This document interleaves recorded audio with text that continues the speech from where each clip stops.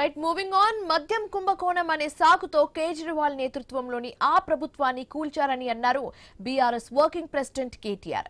ఈ కేసుతో assembly parliament ఎన్నికల్లో రాజకీయంగా నష్టపోయింది బీఆర్ఎస్ పార్టీయేనని ఆయన తెలిపారు. కవితకు ఈ రోజు కోర్టులో న్యాయం జరిగిందని ఎక్స్ వేదికగా పేర్కొన్నారు.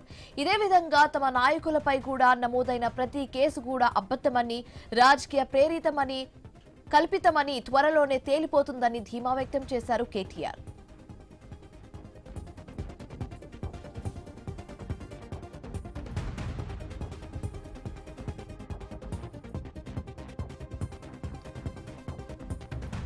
ప్రధాన పార్టీలు చేసే ఆరోపణలకు మీడియా ట్రయల్స్ తోడై తమ పార్టీ ప్రతిష్టకు భంగం కల్పించే ప్రయత్నం జరుగుతోందని కేటీఆర్ విమర్శించారు.